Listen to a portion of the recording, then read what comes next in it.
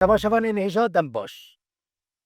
ئیرۆ ئەمێ هەف پەیوینەکە گەلێکی جودا و تایبەت ji we re pêşkêş bikin em ê behsa pêwendiyên Kurdistanê û Kuriya Başûr bikin. Başbûna wan pêwendiyan di navbera her du welatan de bêhtir bi ku derê hate naskirin, kengî hate naskirin, bi çi hate naskirin, bi tîpa zeytûn hate naskirin ji sala 2004 ve tîpa zeytûn alîkariyên gelekî baş ji Kurdistanê re pêşkêş kirin. Çi dwarê leşkerî, çi dwarê lojîstîkî û çi jî dwarê mirovî de.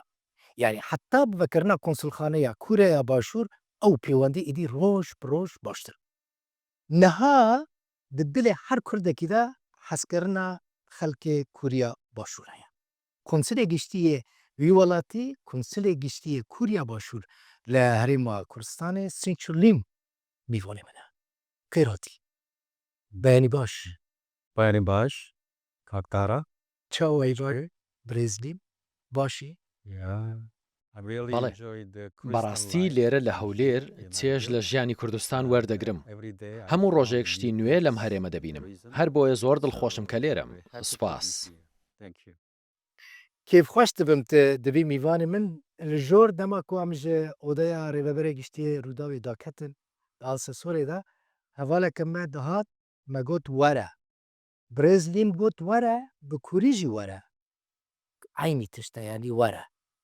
Gelek gotinên hevbeş di navbera zimanê Kurdî û Kûrî de hene? Mesela were? Bi Kûrî çi ye were? بەڵێ چەندین وشەی هاوشێوە هەن بۆ نمونە ژمارە 2 لە کوردیدا هەیە و ئێمەش هەر دەڵێن 2. هەروەها ژمارەی دوای 2 دەڵێن 3.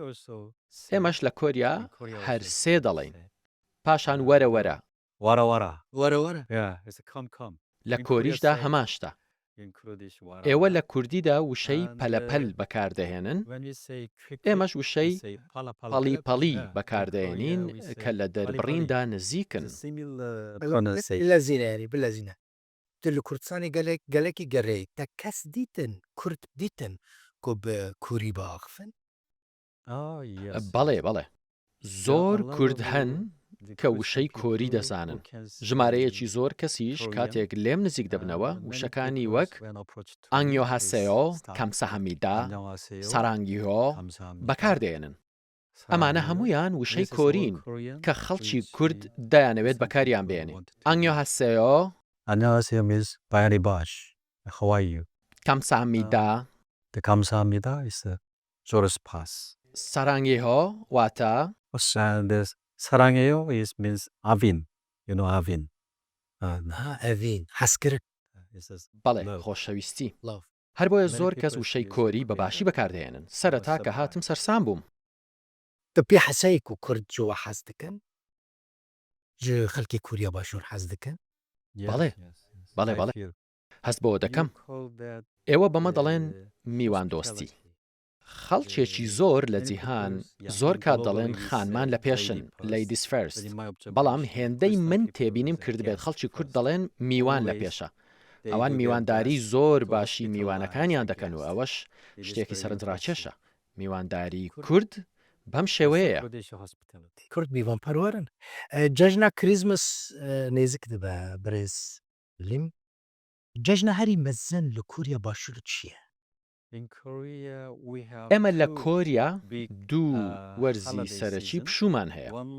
یەکێکیان سەرەتای ساڵە لە ساڵنامەی هەیڤی.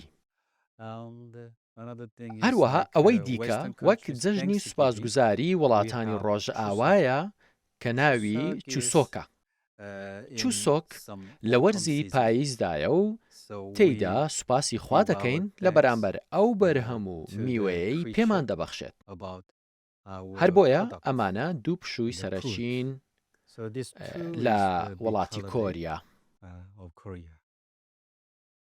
Birêzlîm ti mirovên te xizmên te li Kûriya Bakur hene? بەڵێ ژمارەیەکی زۆر خێزان لە نێوان کۆریای باکوور و کۆریای باشووردا دابەش بوون بەهۆی هەندێک ڕووداوی تراژیدیەوە. ئێستا ئەندامانی ئەو خێزانە تەمەنێکی زۆریان کردووە و ژمارەیەکی زۆریشان کۆچی دواییان کردووە. سەرەڕای ئەوەش زۆر خێزان هەن کە بەهۆی جەنگی کۆریاوە لە یەکدا بڕاون. ئەندامانی ئەو خێزانانە بەتەمەن بوون، بەڵام هێشتاش زۆر چیرۆکی خەم ناکەن. چیرۆکی نەخۆش لە جەمە کوردانجی هەنە دزانی کوردستان 4 پەرچەیە مەسەلەن مرۆڤین مە لە باکوور هەنە لە باشوور هەنە لە ڕۆژهەڵات هەنە درامایەکە بڕاستی هون دikarin بچن سەردانە هەف مەسەلە هون و خزمێن خۆ لە کوریا باکوور سەردانکردنی یەکدی ئاسان نییە. کاتێک خەڵکی کۆریای باکوور دەیانەوێت سەردانی کۆریای باشوور بکەن، ئەو کارە لەبەر هۆکاری سیاسی قەدەخە دەکرێت. ئەگەر کەسانێکیش لە کۆریای باشوورەوە بیانەوێت سەردانی کۆریای باکوور بکەن، دەبێت مۆڵەتی تایبەت وەربگرن. هەر بۆیە دۆخەکە هاوشێوەی خەڵکی کورد نییە و یاسای تونتر بۆ خەڵکی کۆریا دانراوە. هەر بۆیە ئاسان نییە. وەرم سەر پرسەکەدن برێس کۆنسل بازارە کووری لە کوردستانی چاوایە باش دچە ڕەوەستایە یانجی بە پاشکەتەیە.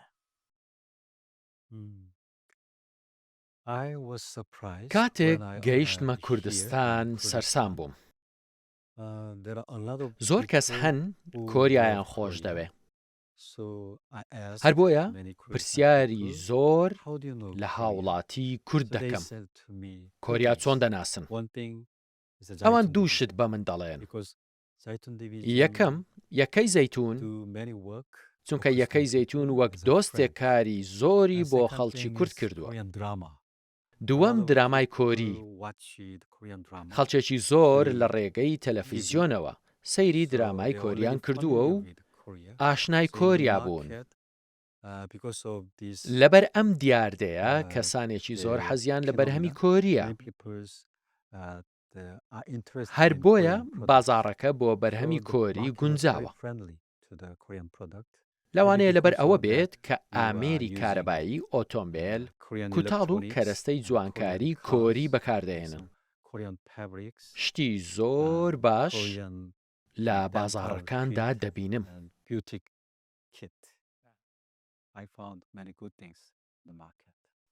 ئەو بازار فەرەح دەبە یعنی دە پێشە ڕۆژە ئەوەی بازارێدا فەرهەبوونەکێ گەشتبوونەکێ دەبینی؟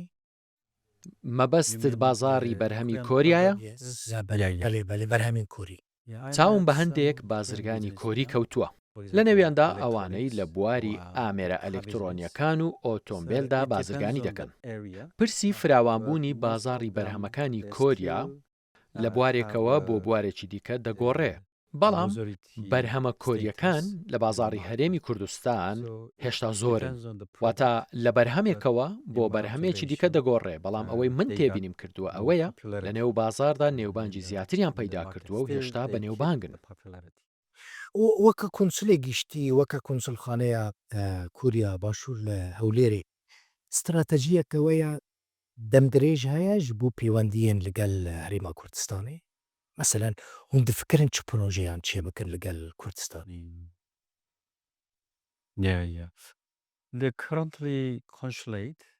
ئێستا کۆنسولخانە سەرقاڵی ژمارەیەک چالاکیە بۆ ناساندنی ئەزموونی کۆری یان هاوبەشی پێکردنی مێژووی پێشکەوتنی ئابووری کۆریا بە خەڵکی کورد، حکوومەتی کوردستان و شارەزایانی کورد. هەروەها ئێمە سەرنجمان لەسەر گەنجی کورد و نەوەی گەنجی کوردستانە کە خۆشەویستیان بۆ خەڵکی کۆریا هەیە. ژمارەیەکی زۆر گەنج هەن کە حەزیان لە کولتوری کۆریایە و دەیانەوێت لەبارەی مێژووی پێشکەوتنی ئابووری کۆریا بزانن. هەر بۆیە خۆشبەختانە ئەو دەرفەتەم بۆ ڕەخساوە کە شتە باشەکانی هەردوو لە هاوبەشی پێ بکەم. هەر بۆیە دەڵێم بەڵێ کۆنسولخانە دەیەوێت ئەم جۆرە دیاردەیە بۆ بەرژەوەندی خەڵکی کوردستان پەرە پێ بدات. ئەمە جۆرێکە لە هەنگاوێکی دوورمەودا لە پەیوەندیەکانی هەردوو لادا. لەوێ دەرێ ماڵە زەهاوی هەیە برێس کۆنسل ماڵە زەهاوی یا موزیکێ هەژار زەهاوی سەرپەرشتیەوەی بکە gelek caran hunermendan ji derveyî Kurdistanê tîne vê derê salê çend konsertên baş pêşkêş dike. Meselen hûn di dema pêş de hunermendên Kuriya Başûr bînin vê derê bev re konsertan pêşkêş bikin bi rastî wê gelek xweş be yenî.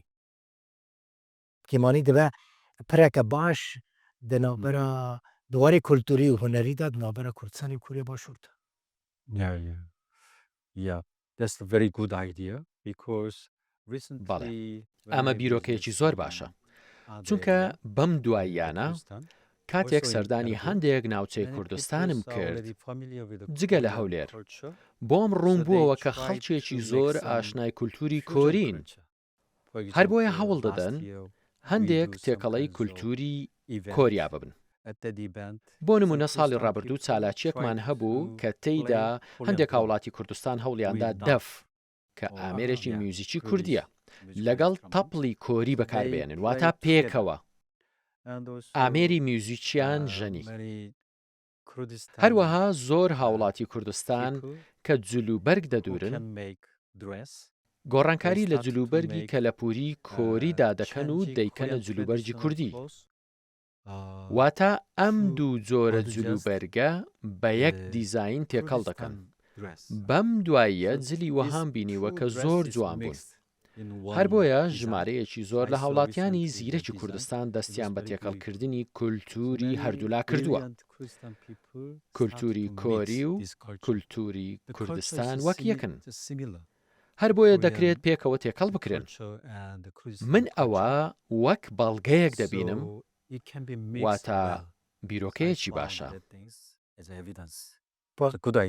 فکرێکە باشە ینی دیزاینا کۆری و دیزاینا کوردی di yek şiklî de be yanî wê motîfekî ciwan derkeve bi rastî. Yanî mîksekî Korî Kurdî wê gelekî ciwan be. Ji bo min jî pir balkêş e ez bibînim bi rastî.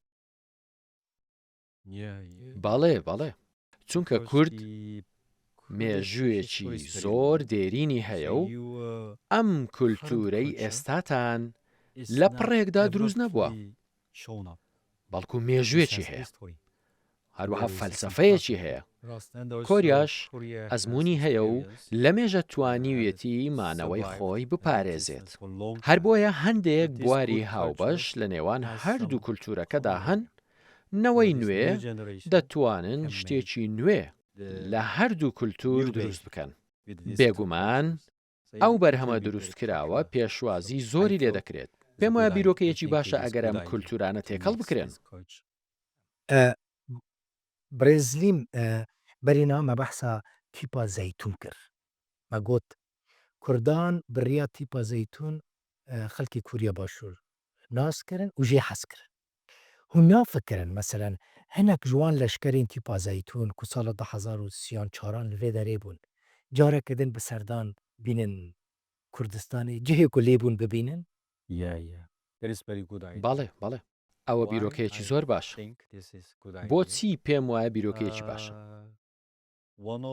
یەکێک لە دیپلۆماتکارەکانمان کە چەندەیەک لەمەوبەر وەک سەربازی یەکەی زەیتون وەک دیپلۆمات سەردانی ئێرەی کردبوو. واتە چەند مانگێک لەمەوبەر هاتەوە هەولێر و بەڕاستی سەرسام بوو. ژینگەی هەولێر زۆر باش نەبوو. کاتێک ئەو هاوڵاتیەمان وەک سەربازێکی یەکەی زەیتون لێرە بووە. ئەو کاتە خانووی زۆر نەبوون. ژێرخان و دامەزراوە مۆدێرنەکان وەک ئێستا نەبوون. واتە هیچ شتێک بەو شێوەیە نەبوو. بەڵام دوای چەندین دەیە خەڵکی هەولێر کارێکی باشیان کردووە. ئەوان ئەو پەڕی هەوڵیان داوە بۆ ئەوەی شوێنەکەیان ببوژێنەوە. هەر بۆیە ئێستا و لە 20 ساڵدا ژینگەیەکی تەواو جیاوازتان هەیە. لەبەرەوە ئەگەر ئەو سەربازانە بانگهێشت بکەین کە وەک ئەندامی یەکەی زەیتون لە هەولێر کاریان کردووە سەرسام دەبن و تەنانەت هەندێکیان لە خۆشیدا دەگرین. ئێوە کارێکی زۆر باشتان کردووە. هەر بۆیە دەمەوێ ئەو سەربازانە ستایشتان بکەن. بیرۆکەکە بەڕاستی زۆر باشە. good idea. خۆش دەبێ ئەو سەرباز پشتی ئەو قاسال وەرن وان جیهان ببینن بیرانینên باشش بووان بڕاستی gelek karekî vî rengî hûn bikin hûn ê tiştekî baş bikin ku wan serbazan careke din bînin werin wan cihan bibînin ku lê kar kirine.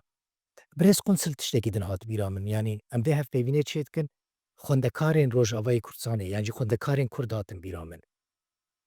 Mesela gelek xwendekar hene dixwazin biçin li Kuriya Başûr master çêkin, doktora çêkin, xwendina xwe berdewam bikin hûn tu asankariyan dikarin ji we re çê bikin? Yeah, yeah. بەڵێ چەند ڕێگەیەک بۆ چوونە کۆریا هەن بە مەبەستی خوێندن. باوترینیان لە ڕێگەی کۆیکاوەیە. ئەم ڕێگەیە سەرنجی لە سەرکارمەند و ژمارەیەک لە کارمەندان بە تایبەتی هەیە کە دەرفەتی ئەوەیان دەبێت بڕۆنە کۆریا. هەروەها خولێکی درێژ بۆ بڕوانامەی ماستەر هەیە. هەموو ساڵێک ئەم دەرفەتە بۆ کارمەندانی کوردستان دەڕەخسێنین. ئەمە یەکێکە لە ڕێگەکان. یەکێکی دیکە بۆ ئەو کەسانەیە کە خوێندنی بەکەلۆریسیان تەواو کردووە و دەتوانن پێشکەشی خوێندنی ماستەر بکەن و حکوومەتی کۆریاش تێچووی خوێندنەکە دەدات. ڕێگەیەکی دیکە هەیە کە پێی دەڵێن خوێندن لە کۆریا کە پەیجی فەیسبوک و ماڵپەڕەکەش هەر بەو ناوەیە. هەر کەس دەتوانێت ژمارەیەکی زۆر زانکۆ بدۆزێتەوە کە لە ڕێگەی ماڵپەڕەکانیانەوە شێوازی پێشکەشکردن بۆ خوێندن لە کۆریا ڕوون دەکەنەوە.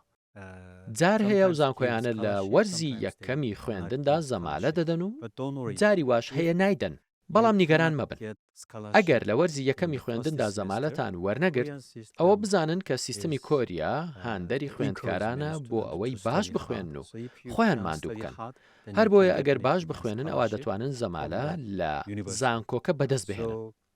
لەبەرەوە هانینەوەی نوێ دەدەم بۆ ئەوەی باش بخوێنن و پێیان دەڵێم تکایە فۆرمی وەرگرتن لە زانکۆکانی کۆریا پێشکەش بکەن. ئەگەر پێتان خۆشە ئەو کات دەکرێت دەرفەتێکی باشتان هەبێت بۆ ئەوەی زانیاریتان لەبارەی بوارێک دەست بکەوێ و دەکرێت ئەم گەنجانەش ئەڵقەی گەێنەری نێوان دوو ناوچە دوو وڵات بن. ستاندنا vîza çawa ye? Hûn bi rehetî vîza didin? Vîza Kuriya Başûr didin xelkê? بەڵێ بەڵێ There's no vîza? بەڵێ هیچ بربەستێک نییە. ئێمە هەمان مەرجی وڵاتانی دیکە بۆ خەڵکی کوردستان دادەنین. ئێمە ڤیزەی گەشتیاریمان هەیە، ڤیزەی خوێندنمان هەیە، ڤیزەی بازرگانی و ڤیزەی کارمان هەیە. خەڵکێکی زۆر سەردانی کۆریا دەکەن بە مەبەستی بازرگانی هەموو هەفتەیەکیش خەڵکی کورد داوای ڤیزەی گەشتیاری دەکەن. هەرچەندە ژمارەکەیان زۆر نییە، بەڵام داواکاری هەر هەیە. هەر بۆیە ئەگەر دەتانەوێت سەردانی کۆریا بکەن تکایە سەردانی هەژماری فەیسبووکی کۆنسوڵگەری کۆریا بکەن و لەگەڵ ئەو کەسە ڕاوێژ بکەن کە بەرپرسە لە بابەتی ڤیزە.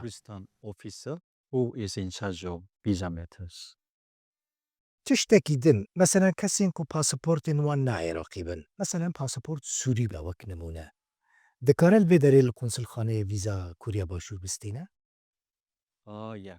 بەڵێ پرسیارێکی باشە. بنەمای کاری ئێمە وەک حکوومەتی کۆریا بەو جۆرەیە کە دەبێت خەڵکی وڵاتانی سێیەم لە پایتەختی وڵاتی خۆیاندا داوای ڤیزە بکەن. ئەوە بنەمای یەکەمە. دەکرێت ژمارەیەک هەبن کە کار و نووسینگەیان لێرە لە کوردستان هەبێت. ئەو کاتە دەکرێت سەیری داواکاریەکە بکەین. بەڵام بنەما سەرچەکە ئەوەیە کە دەبێت هەر کەس لە پایتەختی وڵاتی خۆی داواکاری پێشکەش بکات. ئەوەیە بنەماکە. ئەو تشێکی باشە مثلا بەخسا vîza xwendekaran kir meselen di salê hûn çend kesan ya cî çend xwendekar ji vê derê diçin li Kuriya dixwînin? Reqemek li cem te heye statîstîkek? ژمارەی وردم لەبیر نییە. بەڵام جاروبار واتە زوو خوێندکاران داوای ڤیزەی کۆریا دەکەن. من دەتوانم بڵێم ئێستا ژمارەکە زۆر نییە، بەڵام هەیە. برێزلیم نوچەیەک من خوند دەبێژن ژە سەدی چل خەلکێ کووریا بە تەنە خۆ دەژین یعنی زارۆکان ناینن کێم زارۆکان تینن وایە؟ بەڵێ ئەمە ڕاستە. بۆ نمونە ئەوەی کە پەیوەندی بە دۆخی منەوە هەیە. دوو برای دیکەم هەن، من لە ئەوان گەورەترم، یەکێک لە براکانم دوو کوڕی هەیە و ئەوەی دیکەیان هیچ منداڵێکی نییە. ئەوەش بەهۆی هەندێک کێشەی بایۆلۆجیەوە.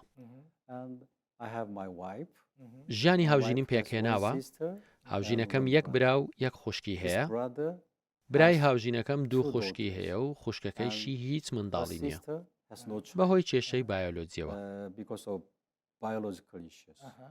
هەر بۆیە هەندێک جار بەهۆی کێشەی بایۆلۆجیەوە منداڵمان نییە. هەندێک جاریش خێزانەکان منداڵبوون دوا دەخەن. ئەوەش لەبەر ئامانجێکی تایبەتیە. هەر بۆیە تاوەکو ئەم دواییە ژمارەی منداڵ لە کۆریا کەم بوو.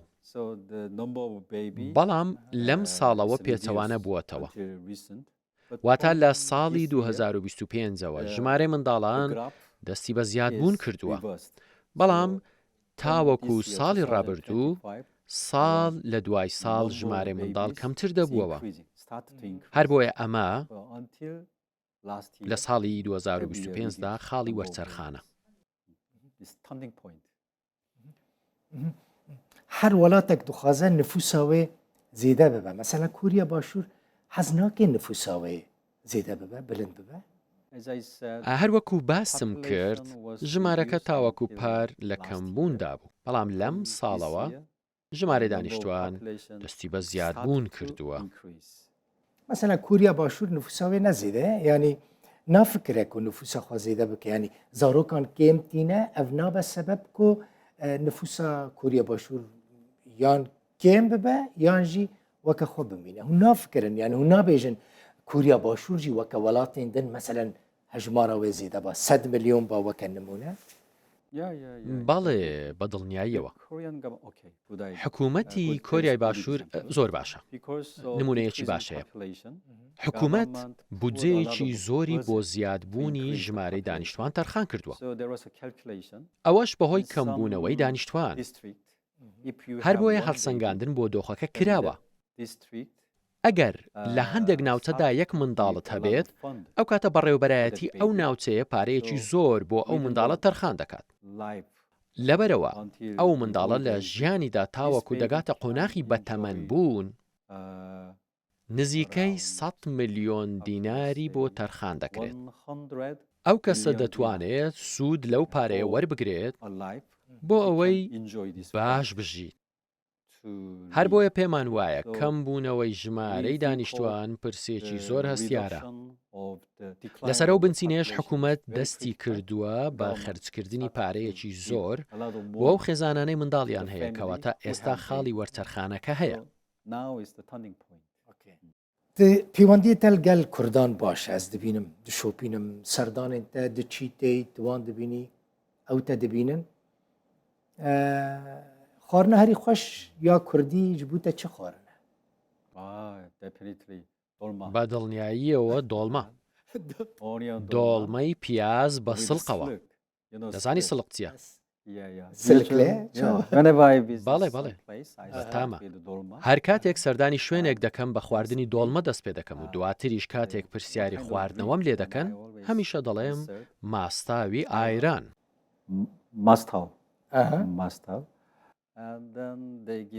دواتر بریانیمان بە مریشکەوە بۆ دەهێنن. خواردنەکانی دیکەی وەک تەپسی، کفتە، کوبە و ماسیم تاقی کردوونەتەوە. محشي ماسی بەتامە. ماسی فیش ماسی ماسی بەڵێ بەڵێ ماسی بە کوردی. ماسی کوردی ماسی. بە تایبەتی کاتێک بە خەڵوز و ئاگر بە باشی دەبرژێنرێت، ئەو کاتە بۆنەکەی زۆر خۆشە.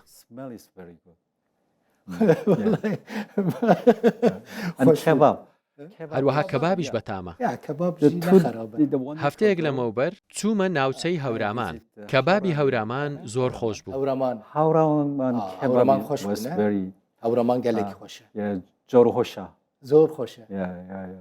جێ هەری خۆش مەسەلەن تش بوو کۆریەکی پێشنیاردێکی وەرە کوردستانی ببینە وەک توریست. شوێنی سەرنجڕاکێش هەن، ڕەواندوز هەیە، دۆڵێکی لێیە. کاتێک سەردانی ڕەواندزم کرد، بە بینینی دیمەنێکی لەو جۆرە لە ناوچەیەکی شاراوەی ڕۆژهەڵاتی نێوەڕاست بەڕاستی سەرسام بووم. دیمەنی دۆڵی زۆر سەرنجڕاکێشتان لە نێو جەرگەی ڕۆژهەڵاتی نێوەڕاست هەیە. ئەو یەکەمە. دووەم ئامێدیە. بەم دوایە سەردانی ئامێدیم کرد. ئامێدی وەک قەڵایە. تۆ فیلمی لۆرد ئۆف دە ڕینگت بینیوە، لەو فیلمەدا هەست بە جۆرە میوزیکێک دەکەم وەک ئەوەی ڕۆحی و خەیاڵی بێت. کاتێک سەردانی ئامێدی دەکەم هەمان هەستم هەیە.